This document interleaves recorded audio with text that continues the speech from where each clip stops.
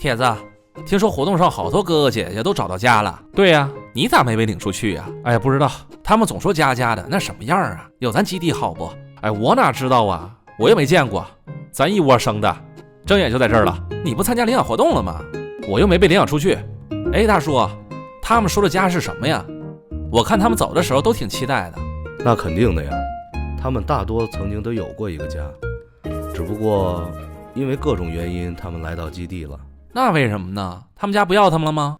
大多是吧，他们很多从小的时候就在家里生活，所以他们习惯了被人陪伴和照顾的日子。基地也知道，所以才会尽力的创造一些机会，帮助他们再找一个家。那为什么不能自己生活呢？我在外面跑跑，我也觉得挺有意思。就比如说，我很喜欢放风的时候，可以自由自在的跑，我就很好奇，山镇那一面会有什么？可是我们并不能独自生活呀，外面是人类占据的世界，对于我们其实挺危险的。你们的很多叔叔阿姨们的伤，其实都来自于外面的世界。那他们的家不能保护他们呀？因为他们没有了家的保护才会受伤呀。命好的被人发现，找到了千寻的救助，我们才在这里相聚在一起。救他们的也是人吗？对呀。那为什么人还会伤害他们？哎呀，太复杂了。这帮小朋友，他们不知道，他们也是在冬天被抛弃在基地门口的，只不过那会儿还没睁开眼睛。大叔，你以前也有家吗？有呀。那他们不要你了？对呀。那大叔你害怕吗？当时肯定会害怕呀，不过我运气比较好，我很快就被狼哥他们发现，然后救回来了。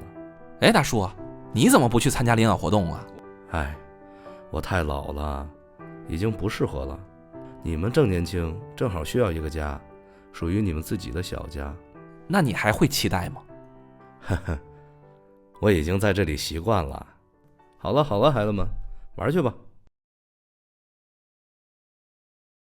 是啊，我还期待吗？有一天晚上，梦一场，你白发苍苍，说带我流浪，我还是没犹豫，就随你去天堂。不管能怎样，我能陪你到天亮。